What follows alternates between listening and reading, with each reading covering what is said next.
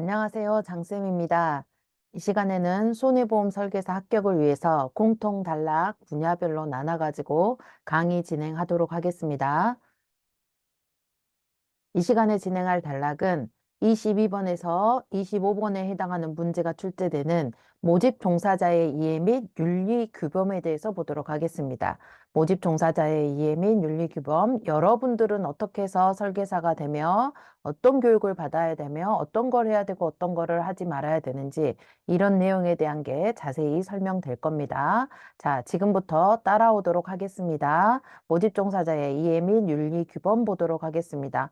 먼저 모집에 대해서 알아야 됩니다. 보험 모집이 뭐니? 보험 모집은 보험회사를 위해서 보험계약의 체결을 중개 또는 대리하는 것을 보험 모집이라 합니다. 보험업법에서는요, 아무나 설계사하고 아무나 보험 대리점하고 할 수 없습니다. 회사가 아닌 자와의 보험 계약 체결을 제한하고 있기 때문에 회사를 위해서 보험계약의 체결을 중개 또는 대리하는 자만 보험 모집을 할 수 있습니다. 그래서 모집할 수 있는 자를 봤더니 보험 설계사, 보험 중개사, 보험 대리점, 회사의 임직원이 모집할 수 있습니다. 그 중에서도 보험 설계사는 회사를 위한 설계사, 대리점을 위한 설계사, 보험 중개사에 소속된 설계사, 이렇게 회사, 대리점, 중개사에 각각 소속되어 있는 설계사들이 존재한다. 여기에 소속돼 있어서 계약 체결을 중개하는 자다라는 거 기억하시고요. 반면에 보험 중개사는 회사하고 독립적으로 회사의 보험 모집을 중개하는 자로 별도부대처럼 운영하는 조직이다라는 거 기억하시고요. 설계사도 중개하는 자, 중개사도 중개하는 자, 단어 뭘로 구분하냐면 우리 시험 문제에는 독립이란 단어로 구분 지으시기 바랍니다. 반면에 보험회사를 위해서 대리하는 자는 보험 대리점 한 곳밖에 없습니다. 그 다음에 회사에 속했기 때문에 회사의 임직원은 보험 모집할 수 있겠죠. 하지만 대표이사, 사회이사, 감사, 감사위원은 보험 모집할 수 없습니다. 이렇게 기억하세요. 회사의 임직원이지만 사사사는 제외다. 사사사는 보험 모집할 수 없다. 그래서 대표이사, 사회이사, 감사, 감사위원은 보험 모집할 수 없다. 기억하시고요. 회사에 속하진 않았지만 보험을 손해사정하는 손해사정인들 있죠. 손해사정사 이들도 보험 모집할 수 없습니다. 자, 그 다음에 보험 모집에 대해서 볼 때 제가 중개하는 자, 대리하는 자 이렇게 설명했죠. 자, 중개한다라는 거는 뭐냐면 회사하고 계약자하고 연결해주고 중개하는 자는 뒤로 빠지는 겁니다. 그래서 회사하고 계약자하고 보험 계약을 청약을 하는 거고 쉽게 보면 우리 일상생활 중에서 부동산 중개업자 있죠. 매도자하고 건물의 계약을 연결해주는 연결고리 역할만 합니다. 아무런 권리와 권한을 행사할 수가 없어요. 건물이 내 거다 혹은 건물에 대해서 내가 이걸 해주겠다 저걸 해주겠다 이렇게 이야기할 수 없습니다. 이를 중개하는 자라고 합니다. 반면에 대리하는 자는 회사의 권리와 권한을 내가 다 받아서 계약자하고 대리점하고 직접 계약을 하는 겁니다. 그래서 법률 효과나 권한을 전부 행사할 수 있습니다. 그래서 봤더니 중개하는 자는 보험 설계사, 보험 중개사가 중개하는 자고 대리하는 자는 보험 대리점이 대리하는 자다라는 거. 자, 중개하는 자는 무조건 다 없습니다. 대리하는 자는 있다라고 보시면 됩니다. 보험계약 체결할 때 모집 상권이라고 있습니다. 보험계약 체결권, 고지의무 수령권, 보험료 수령권이 있습니다. 이거 무슨 권한 몰라도 됩니다. 다만 권한이 있다 하면 대리점, 권한이 없다 하면 설계사, 중개사가 해당한다. 이렇게 기억하시면 됩니다. 자, 하나하나 짚어볼게요. 보험 설계사. 보험 설계사는 보험업법에서 보험 모집할 수 있는 자로 등록되어야 된다라고 했죠. 그래서 국가기관인 금융위원회에 모집할 수 있는 자로 등록이 돼야 됩니다. 금융위원회는 우리 몸으로 따지면 머리와 같은 역할을 해요. 그래서 직접 등록 업무를 하지는 않습니다. 자, 등록 업무를 실제 운영하는 곳은 손해보험협회 협회에서 등록 업무를 위탁해서 진행하고 있다. 이렇게 기억하시면 됩니다. 시험 문제 설계사는 어디에 등록하니? 금융위원회에 등록한다. 맞습니다. 자, 그런데 이렇게 표현되기도 합니다. 보험 설계사는 어디에서 등록하니? 그러면 손해보험협회 이렇게 돼 있어도 맞는 말이다. 라는 거 기억하시기 바랍니다. 설계사를 분류했을 때 영위 종목별로 나눴을 때 생명보험 설계사, 손해보험 설계사, 재산보험 설계사입니다. 이렇게 영위 종목별로 나눌 때에는요. 생명, 손해, 재산보험 회사를 차리려고 해도 대리점을 분류를 하려고 해도 영위 종목별로는 이렇게 세 가지로 구분 짓는다. 기억하시고요. 유형별로 나눴을 때 전속 보험 설계사냐, 교차 모집 보험 설계사냐 이렇게 나눠집니다. 설계사를 하려면 시험에 합격해야 돼요. 우리가 지금 공부하는 게 합격하기 위한 공부를 하는 거죠. 자, 그다음에 연수원에서 제공하는 등록 교육을 이수해야 됩니다. 설계사 시험 합격해 놓으면 1년 안에는 다시 볼 필요는 없습니다. 경력자도 보험 모집할 수 있습니다. 직전 3년 안에 1년 이상의 경력이 있으면 시험 보지 않고 등록 교육, 경력자 등록 교육만 듣고 보험 설계사 코드 내서 일할 수 있습니다. 직전 몇 년 안에? 3년 안에 1년의 경력이 있어야 됩니다. 직전 5년 안에 2년의 경력이 있어요. 이런 사람은 보험 모집할 수 있을까요? 없을까요? 없어요. 2년이 3년 안에 들어왔다라는 말이 없잖아요. 그래서 없습니다. 2년 안에 1년의 경력이 있어요. 보험 모집할 수 있어요? 없어요? 있습니다. 3년 안에 들어와 있기 때문에 보험 모집할 수 있다. 이렇게 예시가 들어서 나오니까 기억하시기 바랍니다. 설계사 시험 보고 교육 들었다 하더라도 설계사 원천적으로 할 수 없는 사람이 있습니다. 자, 사회적인 약자를 후견하는 피성년 후견인, 피한정 후견인은 보험 일을 할 수 없습니다. 음, 내가 난 자식이 아니기 때문에 내가 보호한다는 명목 하에 이 아이들을 상대로 나쁜 짓을 할 수 있을 수도 있기 때문에 그렇습니다. 피성년 후견인, 피한정 후견인은 보험 모집할 수 없다. 돈이 너무 힘들어. 그래서 법원에서 파산 선고 받으면 보험 모집할 수 없습니다. 단, 신원이 회복이 되는 복권이 되면 즉시 할 수 있다. 파산 선고되고 복권되지 아니하는 자는 할 수 없지만 파산 선고받았다가 나중에 복권이 됐어요. 그럼 할 수 있다. 기억하시면 됩니다. 보험업법이나 금융소비자의 보호에 관한 법률을 위반했어요. 그러면 징역형을 살 수도 있고 벌금형을 살 수도 있고 설계사로 일하다가 등록이 취소될 수도 있겠죠. 과징금, 과태료 처분을 받을 수도 있어요. 그랬을 때 법을 위반해서 처벌을 받으면 처벌이 다 끝나고 나서 2년 안에는 설계사 못합니다. 2년이 지나야 설계사 일할 수 있다. 기억하시기 바랍니다. 법을 똑같이 2회 이상 위반했어요. 그랬을 때에는 3년이 지나야 설계사 일할 수 있습니다. 3년이 지나지 않으면 보험 설계사로 일할 수 없다라는 거 기억하시고요. 고객의 돈, 보험료, 대출금, 보험금 등을 내가 내 마음대로 다른 용도로 유용했어요. 고객의 돈을 그랬을 때에는 몇 년 지나야 된다? 3년이 지나야 설계사 할 수 있고 3년이 지나지 않으면 설계사 일 못한다라는 거 기억하시면 됩니다. 간간히 이런 문제 나와요. 미성년자 설계사 일 할 수 있을까 없을까? 네, 있습니다. 미성년자도 똑같이 교육 듣고 시험에 합격하면 일할 수 있습니다. 다만 미성년자이기 때문에 친권자의 동의 하에 너는 일해, 취업활동해 라는 동의를 해주면 설계사 일할 수 있다. 기억하시기 바랍니다. 그래서 미성년자 보험설계사 일할 수 있다 없다? 있다. 기억하시기 바랍니다. 자, 설계사로 등록했어요. 등록하면 일을 하려면 등록을 해야 되는 게 맞죠. 하지만 일을 안 할 때는 말소까지 하는 작업을 해줘야 됩니다. 자, 그거를 뭐라고 표현하는지 보도록 할게요. 조금 전에 배웠다시피 금융위원회 손해보험협회를 통해서 등록하는 거를 등록 업무라고 할 겁니다. 모집할 수 있는 자로 등록하는 거, 등록 업무. 자, 등록이 됐어. 그러면 삼성화재에 입사할 거야? 위촉계약서 쓰는 거, 위촉한다. 회사로 보면은 입사한다의 개념입니다. 그래서 모집할 수 있는 회사에 입사하는 거를 위촉이다라고 합니다. 자, 위촉해가지고 열심히 일하다가 내가 회사를 그만두고 싶을 수도 있죠. 그랬을 때에는 사직의 개념으로 해촉한다라고 보시면 됩니다. 자, 해촉을 해야만이 금융위원회에 등록돼 있는 거를 뺄 수가 있습니다. 해촉이 되고 나서 뺀다라는 거 기억하시되 회사가 해촉을 안 해주는 경우도 있습니다. 그랬을 때에는 말소를 할 때에는 직접 말소해야 되는데요. 직접 말소할 때는 어디로 가면 될까요? 손해보험협회 등록해주는 손해보험협회하고 똑같이 말소도 손해보험협회에서 해줍니다. 자, 해촉했다는 해촉증명서 혹은 회사가 해촉을 안 해줬을 때에는 내용 증명 해촉해달라라는 내용 증명을 회사에다 보내요.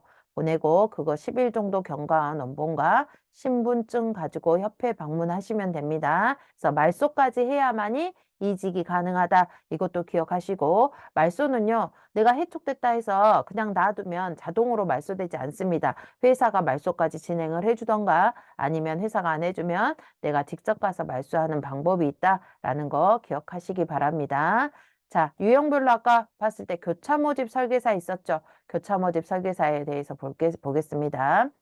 일사전속의 예외 제도로서 08년 8월 30일부터 시행됐다. 날짜 중요하지 않아요. 다만 일사전속의 예외 한 회사에 속해서 한 회사의 상품을 팔 수 있도록 해놓은 게 일사전속주의입니다. 우리 모든 설계사든 일사전속주의에 적용을 받습니다. 하지만 교체 모집 설계사는 내가 일하고 있는 일 업종하고 틀린 다른 업종, 영위 종목별로 봤을 때 다른 업종은 손해보험 설계사 같은 경우에는 생명보험 회사의 생명보험 설계사가 다른 업종이 되는 겁니다. 그래서 손해보험 회사가 생명보험 회사의 상품을 선택해서 팔 수 있도록 열어놓는 거. 다른 이종의 업종을 선택할 수 있도록 열어놓는 게 교차 모집 설계사다라는 겁니다. 그래서 지문에 이렇게 찾아요. 손해보험 회사 플러스 생명보험 회사가 맞게 짝지어져 있는 걸 찾고요.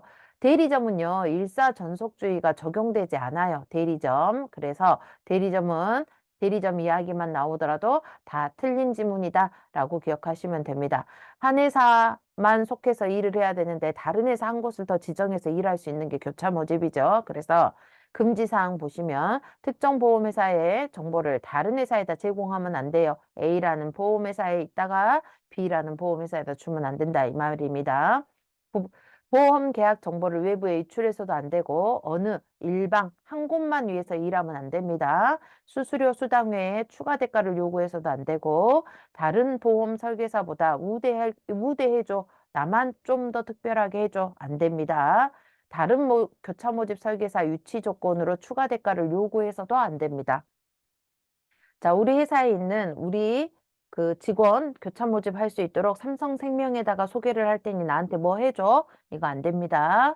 자, 그 다음에 보험 대리점 보도록 하겠습니다. 보험 대리점은 아까 중개하는 자였어요? 대리하는 자였어요? 대리하는 자. 그래서 권한이 다 있다라는 거 기억하라라고 했습니다.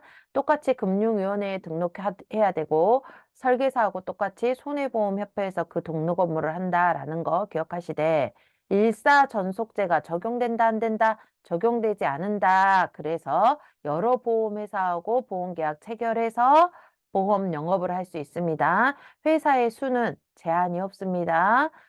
내가 취급할 수 있는 보험회사의 수는 제한이 없다. 이거 기억하시고요. 자, 대리점을요. 영위 종목별로 나눴어요. 크게 생명보험 대리점, 손해보험 대리점, 제3보험 대리점 이렇게 돼 있는데 손해보험 안에는 간단 손해보험 대리점 있어요. 이건 뒤에서 한 번 더 설명하도록 하겠습니다. 유형별로 전속이냐 비전속이냐 영위 업종별로 업자가 들어가면 똑같이 업 이렇게 찾아요. 전업이냐 겸업이냐 업 이렇게 찾습니다. 운영 수채에 따라서 개인이냐 법인 대리점이냐 이렇게 나뉩니다. 자, 설계사 등록 요건과 마찬가지로 대리점도 등록 요건이 있습니다. 시험 봐야 돼요. 시험 봐야 되고 교육 들어야 됩니다. 자, 설계사는 1년 안에는 다시 시험 볼 필요 없다 했죠. 대리점은 그 배입니다. 2년 안에는 다시 시험 볼 필요 없습니다.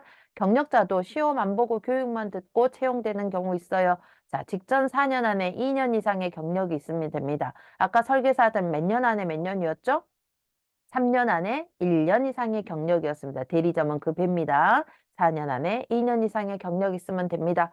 자, 개인 대리점인 경우에는 유자격자 1명 이상 갖추고 있으면 되되 100인 이상의 큰 법인 대리점인 경우에는 유자격자를 10% 이상 설계사로 가지고 있어야 됩니다. 자, 대리점은요, 모든 회사의 상품을 팔기 때문에, 계약자 보호를 위해서 보험회사에다가 영업보증금을 예탁합니다. 개인인 경우에는 1억, 법인인 경우에는 3억 한도 내에서 회사와 협의해서 정해서 금액을 정할 겁니다. 다만 금융위원회에서는 계약자 보호를 위해서 영업보증금의 증액을 명할 수도 있다. 기억하시기 바랍니다. 자, 금융기관 보험 대리점. 국민은행에 가서 대출 받으려고 갔어요. 제가 집을 사서 대출 받으려고 가서 대출을 받고 나서 은행원이 저한테 이렇게 이야기합니다. 대출 받았으니까 화재보험도 저희한테 넣으세요. 이렇게 권유를 한단 말이에요. 자, 은행에서 화재보험은 원래는 팔 수 있는 상품이다. 못 판다? 은행의 상품이 아닙니다. 보험 상품입니다. 화재보험은. 그런데 금융기관에서 금융기관 보험 대리점으로 등록하면 보험회사에서 팔고 있는 보험 상품을 팔 수가 있어요. 워낙에 금융기관 자체는 건실하기 때문에 영업보증금 예탁한다, 안 된다, 안 한다? 예탁하지 안 해도 된다. 기억하시고요. 모든 금융보험회사는 금융기관 대리점으로 등록해서 보험 영업도 같이 할 수 있습니다. 하지만 신용카드, 겸용료 신업자, 신용카드가 중요한 게 아니라 뒤에 반드시 겸용료 신업자라는 말이 나와줘야 됩니다. 신협, 공제조합, 한국은행, 그 다음에 보험회사, 보험회사는 금융기관이 아니에요. 금융기관 보험 대리점이 아닙니다. 그냥 보험업법에서 규정하고 있는 보험회사입니다. 간단 손해보험 대리점, 아까 영위 종목별로 손해보험 밑에 간단 손해보험 대리점 있다라고 했어요. 원래 제가 하고 있는 일하고 연관 있는 보험 상품 한두 개만 팔 수 있도록 열어놓은 거예요. 이렇게 어려운 시험 본다, 안 본다? 보지 않습니다. 다만 내가 팔고 있는 상품하고 연관 있는 보험 상품을 팔아야 되기 때문에 8시간 교육 이수가 돼야 되고 생명보험에서는 존재하지 않습니다. 그래서 간단 손해보험이다 이렇게 명칭하고 있습니다. 자, 상해보험, 생명을 담보로 하는 거 존재한다 안 한다? 안 합니다. 간단 손해보험 대리점은 손해보험에 관련된 것만 판매한다라는 거 기억하시기 바랍니다. 자, 설계사 못하는 사람도 있었어요. 대리점 못하는 사람도 있습니다. 자, 설계사 등록 제한 사유에 해당하는 자 대리점 차릴 수 없습니다. 우리 설계사 등록 제한 사유에 해당하는 자 다시 한번 읊어볼까요? 자, 사회적인 약자를 후견하는 후견인은 안 됩니다. 피성년 후견인, 피한정 후견인 안 됩니다. 파산 선고 받았어. 복권되지 않으면 안 됩니다. 보험업법이나 금소법을 위반했어요. 한 번 위반해서 징역형, 벌금형, 과징금, 과태료, 등록 취소 처분을 받았어요. 그랬을 때는 형이 집행이 다 끝나고 나서 몇 년 안에는 차릴 수 없다? 그렇죠. 2년 안에는 차릴 수 없습니다. 자, 이렇게 법을 2번이나 위반했어요. 그랬을 때는 몇 년 안에 차릴 수 없다? 2년 안에는 3년 안에는 차릴 수 없습니다. 2번 위반했을 때는 3년 안에는 못 차려요. 자, 고객돈, 대출금, 보험금, 보험료 등을 내가 내 맘대로 유용했어요. 고객돈에 손댔다 이 말입니다. 그랬을 때에는 횟수하고 상관없이 무조건 몇 년 지나야 된다? 3년 지나야 차릴 수 없습니다. 이 제한 사유 플러스 보험 설계사나 중개사는 보험 모집할 수 없습니다. 자, 생각해 볼까요? 왜 안 될까요? 대리점은 왜 설계사하고 중개사는 대리점 차릴 수 없을까요? 네, 그렇습니다. 보험 대리점은 대리하는 자, 반면에 설계사하고 중개사는 중개하는 자, 중개하는 자는 권한이 있다 했어요, 없다 했어요? 없어요. 반면에 대리하는 자는 권한이 있다, 없다? 있다. 그래서 동시에 할 수 없는 겁니다. 설계사나 중개사는 그만두고 대리점을 차려야 된다. 그 다음에 다른 보험회사의 임직원 차릴 수 없습니다. 왜냐하면 일사전속이 적용되지 않기 때문에 모든 회사의 보험 상품을 다 팔 수 있다라고 했어요. 그래서 예를 들어 삼성화재에 근무하고 있어요. 내가 직원이에요. 근데 대리점 차려봐요. 그러면 삼성화재 것만 팔아요. 다른 것도 팔아야 돼요. 다른 경쟁사의 상품들도 팔아야 됩니다. 그래서 안 되는 겁니다. 자, 대통령령으로 정했네요. 불공정한 모집행위가 있는 업종들은 제한했습니다. 비영리법인단체 당연히 안 되겠죠. 돈을 벌면 안 되니까. 자, 그 다음에 다단계 판매업자 및 그 임직원 안 됩니다. 화물자동차 운송사업자 또는 여객자동차 운송사업자. 차를 운송하는 운송사업자는 안 됩니다. 자, 그 다음에 자동차 제조업자, 자동차 판매업자는 안 돼요. 하지만 중고차하고 수입차 판매업자는 보험 대리점으로 등록해서 영업할 수 있습니다. 어디하고 어디는요? 중고차고 수입차 판매업자는 영업할 수 있다. 요거 기억하시고요. 자기 계약을 주된 목적으로 하는 자는 보험 대리점으로 등록할 수 없습니다. 그래서 자기 계약의 기준이 100분의 50을 초과할 때입니다. 그래서 나 포함해서 내가 고용하고 있는 직원들을 계약자 또는 피보험자로 계약 체결을 했을 때에 그거를 자기 계약이라고 이야기합니다. 자기 계약이 100분의 50을 초과할 때는 처음부터 태생을 틀리게 자기 대리점으로 등록해야 된다라는 거. 그래서 자기 대리점으로 등록해야 될 사람은 그냥 일반 보험 대리점으로 등록할 수 없다라는 거 기억하시기 바랍니다. 자, 이렇게 보험업법에서는 설계사, 중개사, 대리점에 대해서 이야기를 했고요. 금융소비자 보호에 관한 법률 줄여서 우리는 이거를 금소법이라고 할 겁니다. 금소법에서는요. 예금성 상품, 투자성 상품, 대출성 상품, 보장성 상품 이렇게 네 가지의 금융상품을 팔고 있습니다. 뒤에 법이 나오는데요. 예금은 예금, 투자는 투자, 대출은 대출 이렇게 기억하시되 3번에 보면 보장성 상품 같은 경우는 보험업법에서 판매하고 있는 보험 상품을 보장성 상품이다 라는 거 기억하시고요. 금융상품 판매업자는 직접 판매업자는 보험회사, 그 다음에 대리, 중개업자는 설계사, 중개사, 대리점, 한뭉뚱이로 묶어서 이야기를 합니다. 보험업법에서는 중개하는 자, 대리하는 자, 그래서 설계사, 중개사, 대리점을 각각 분류를 했지만 금융소유비자 보호에 관한 법률, 금소법에서는 설계사, 중개사, 대리점을 분류를 따로 나누지 않습니다.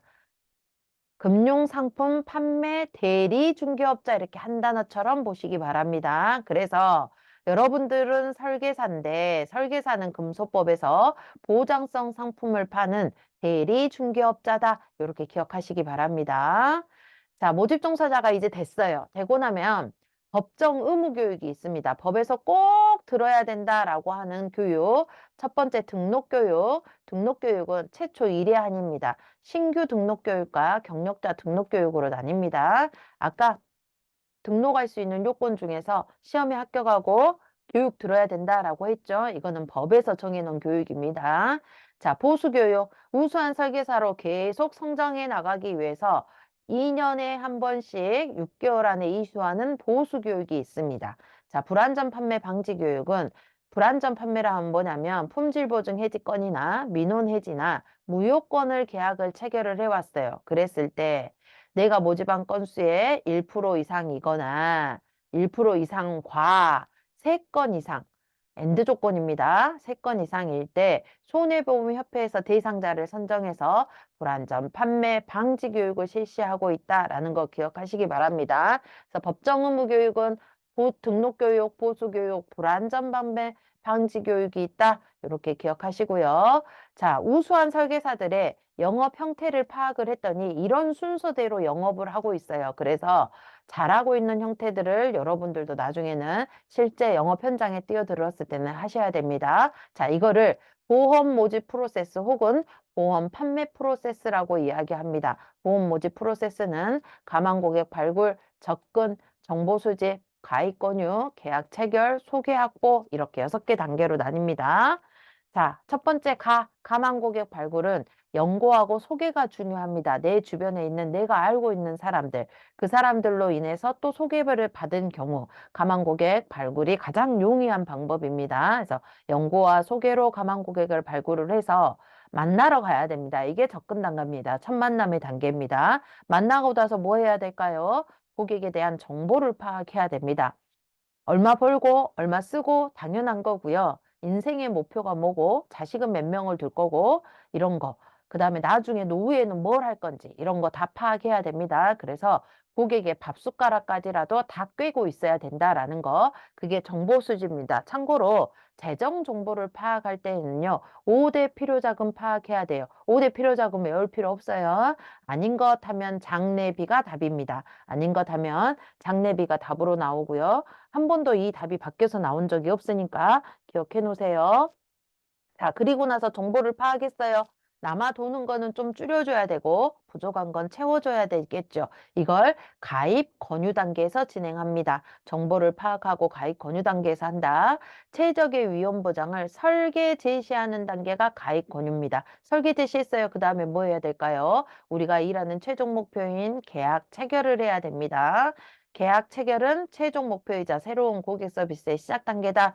여기서 끝나는 거 아니에요. 반드시 소개 확보 단계까지 가야 돼요. 소개 확보 단계는 다른 표현으로 증권 전달 및 사후 관리 단계다. 완전 판매가 제대로 이행이 됐는지 안 됐는지 이거 확인하는 단계입니다. 그래서 증 이렇게 오세요.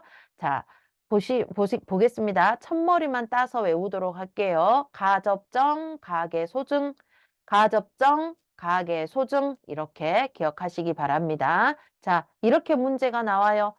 자, 정보를 파악해서 접근을 한다. 맞아요, 틀려요? 틀렸습니다. 순서가 틀리게 나와요. 자, 가망 고객 발굴해서 바로 가입 권유한다. 맞아요, 틀려요? 틀립니다. 이렇게 1, 2, 3, 4번에 해당하는 순서를 뒤바꿔 놓을 겁니다. 시험 지문에서. 그래서 보험 모집 프로세스 혹은 보험 판매 프로세스가 나오면 순서를 무조건 쓰고 그 아래 지문을 읽어가는 겁니다. 순서 어떻게 외우자고요? 가접정, 가계 소증 이렇게 외우자라고 했습니다.